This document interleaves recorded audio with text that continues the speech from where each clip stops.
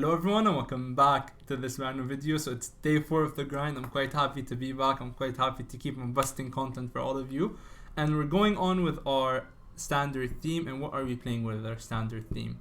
We're playing Temur Ramp. Now what does Temur Ramp do? I'll give you 3 seconds to think about it.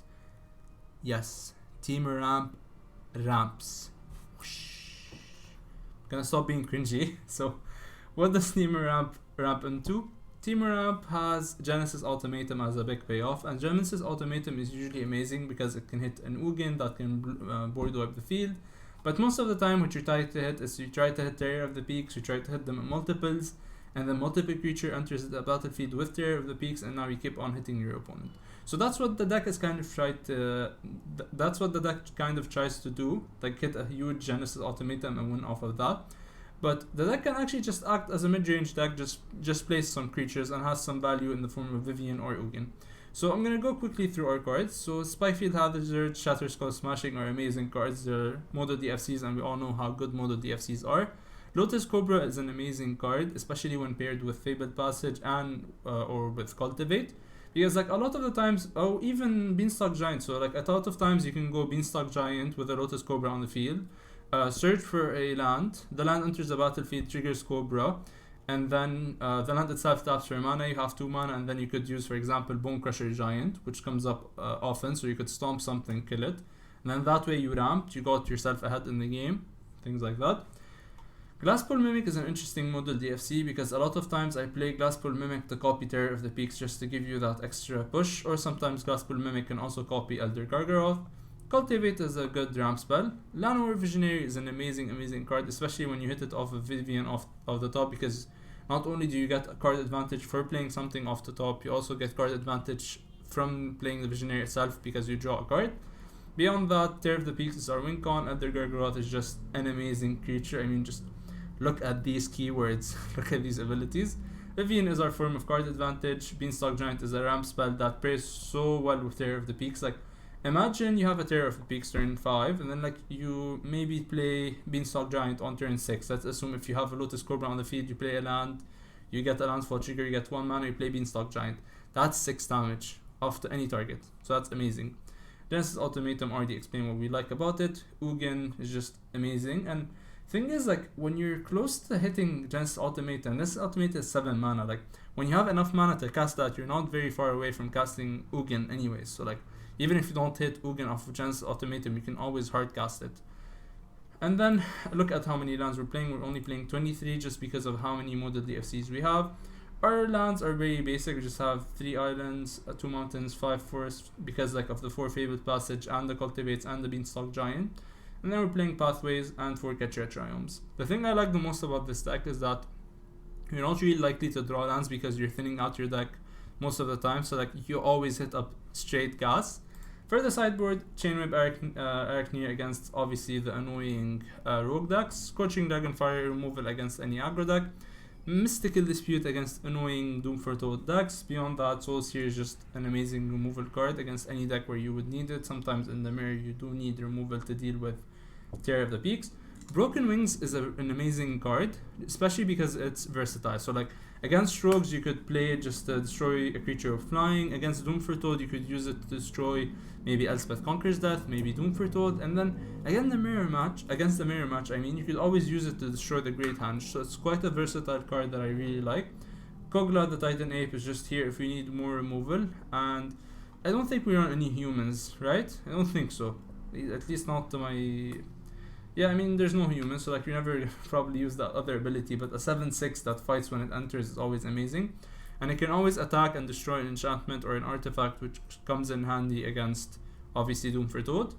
And then Kiora Beats the Sea God is always good to hit with Genesis Ultimatum or to just to hardcast because you're ramping so much. So that's going to be pretty much it for the DeckTech. But before we get into our games, I wanted to please ask you to like, comment, and subscribe. Especially comment because it boosts the YouTube algorithm and I need that push. We're grinding content together, guys, and we need to grow the channel together. So my goal is to hit 400 subscribers by the end of January. I know that we can do it together. I know that if I keep on grinding daily and with your support that we're gonna reach it. If you want to help the channel beyond liking, commenting, and subscribing, although that's perfectly fine if you only do that, You can check out my Patreon link in the description down below, and I would really appreciate it, especially with the current situation in my country. And with that, I'll see you in the games. Alright, going into our first game of Temur Ramp against Drake Bacon. We're gonna play first, obviously, and I think this hand is decent enough, honestly. So we're gonna just play our Triome on turn 1. Opponent mulligans, always something we like to see. Opponent mulligans to 5, that's not something I enjoy seeing, honestly. Let's just pass the turn to our opponent. I have no idea what just happened with the sound. Oh, we're playing the mirror match, so like the fact that our opponent mulliganed twice probably puts us a bit ahead, and that just puts him right back on par with us. I think I don't want him to keep the Lotus Cobra, so we're just gonna do this for 1. Yes, I am taking a turn off, but I'd much rather not. My opponent does not untap with the Cobra. Yep, that's fine with me. We're gonna play our Triome tapped, and then we're gonna cultivate. So I think we have triple blue, just need to like set up for the red, for the green, and we already have green from. We're just gonna get green red. Yep. And now next turn we play Beanstalk Giant, get a. That's fine with me. So Beanstalk Giant, get a green source, get a red source, and then we play the Llanowar Visionary, so we should have enough to deal with everything. Yep. Alright, so, or we could just play Elder Gargaroth. I mean, Elder Gargaroth next turn into the Great Henge. I mean, Visionary is, in hindsight, maybe the better play because we set up a Genesis Ultimatum next turn. 1, 2, 3, 4, 5, 6. Or I could have set it up with Beanstalk Giant. I'd much rather, I think, apply some pressure. Yeah, I think applying some pressure is like a better option. And I could just play Genesis Ultimatum now, or I could go Great Henge. I think I'm gonna see what my opponent has in mind.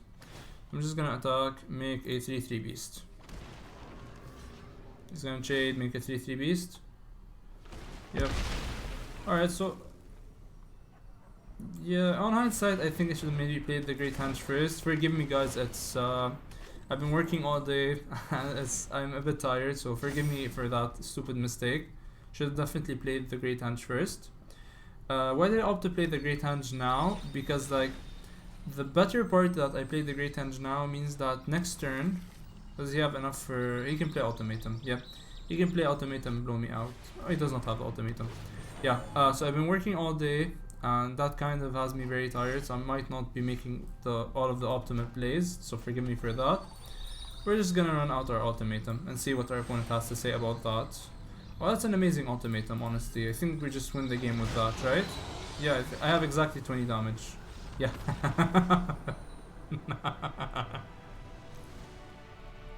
I have no idea what just happened, and I'm not complaining about it. Alright, so what do we want to bring in? Let's see. I think Kogla is good in this matchup because we want to fight stuff. Kiora beats the Sea Gods, also amazing. I think we bring in some disputes to stop the ultimatums and like counter some spells. I think Cobra is just gonna be worse because like the opponent's gonna probably bring in so many removal spells. Maybe we bring in two. Where was it? 2 Soul Seers. And I think because opponent's probably bringing in some Mystical Disputes, we cut out on 2. Actually, no, never mind. I'm not gonna cut out on Ultimatum. What do I want to cut out on? I think Smashing is a bit too hard to trigger in this deck.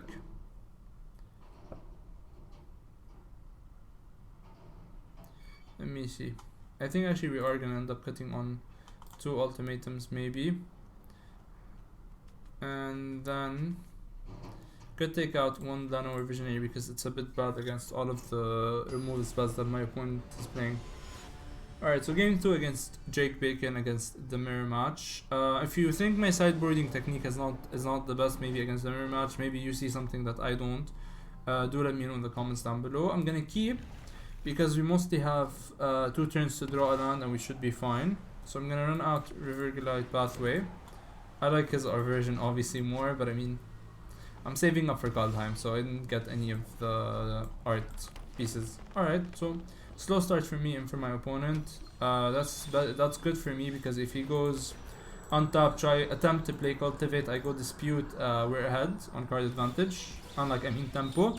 because then I would go untap, play Cultivate of my own, get a blue source. So that would put us a bit ahead. So I'm quite happy with the current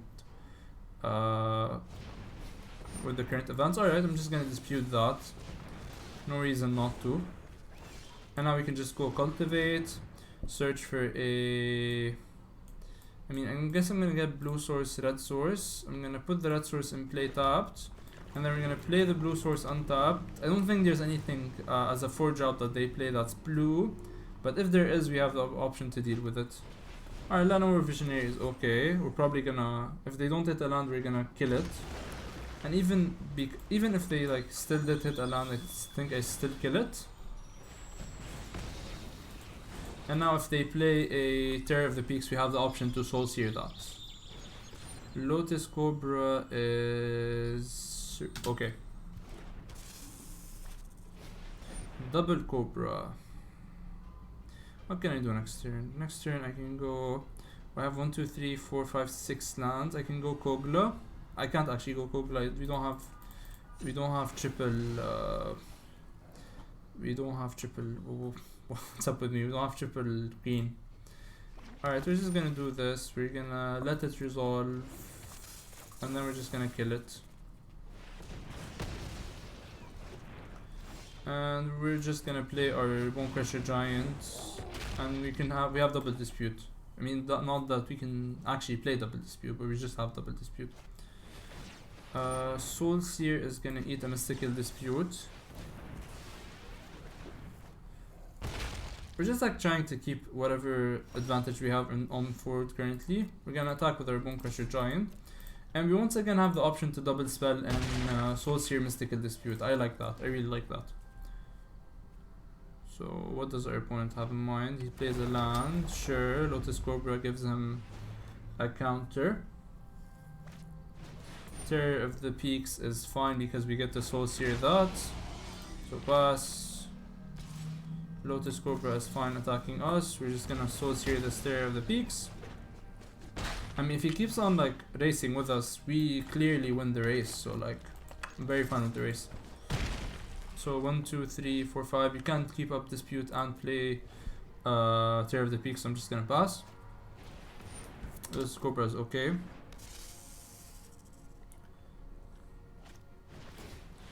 Do I really want Mystical Dispute this Soul Sear? We have 1, 2, 3, 4, 5, 6, 7 mana. I think we're gonna let it happen.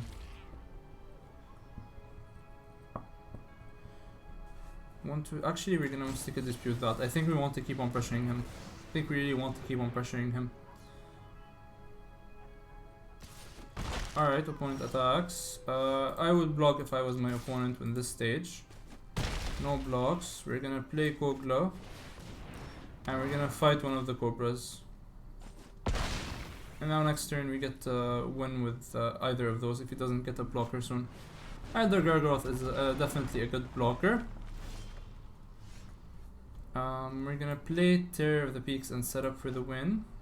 Could do that. Yeah, I think we're gonna play Gargaroth and set up for the win. Let's just do that. I mean, I'm sorry, play Terror of the Peaks and set up for the win. Not Gargaroth. So he has enough for the ultimatum now. Let's just hope he doesn't hit an Ugin.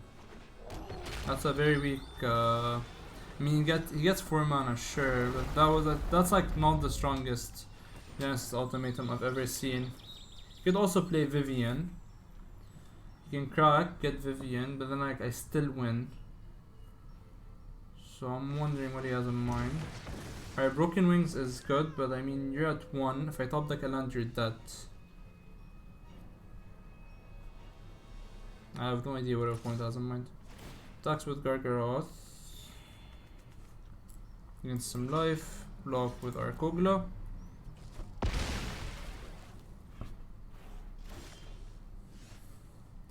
We could think we're just gonna play the Great Henge. Start to go ahead on some card advantage. No negate an hand, right? No negate. Don't do it. Don't do it. No negate. No negate. Yes. I'm gonna go to main phase 2 just to make sure that his mana empties out. Attackers, I think I'm fine with attacking, really. Yeah, sure. Let's just play our Llanowar Visionary. In hindsight, I should have maybe tapped the forest so we can keep up dispute that we draw. So yeah, 1, 2, 3, 4, 5, 6, 7. Alright, so he can still play the ultimatum, and then like my misplay would have cost us the game. Yeah, I think my misplay might just cost us the game if he has the. Alright, he heals through, so he doesn't have it. I think we attempt to attack first. Or maybe we could just play Ugin the Spirit Dragon. Alright, let's try to Bonecrusher Giant this. Try to prompt an answer.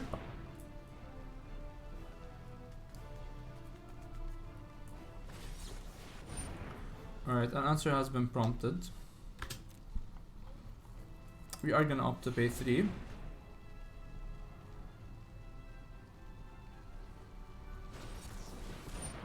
We're just gonna dispute. We're gonna dispute his dispute because like I can't even pay for a potential. I mean, he can't pay for a potential. What would it, why am I forgetting the name? Genesis Ultimatum. He has 1, 2, 3, 4, 5, 6, 7, 8 mana, so he can't pay for it easily. So he has 1, 2, 3, 4, 5, 6, 7, 8, 9, 10. He can exactly do it. So Cultivate is not the worst. If he has an ultimatum in his hand, it's a good idea to play Cultivate, just to thin out the deck more. Alright, I have no idea what he has in hand, but it better be something amazing. And that is it for the game. Good game, opponent.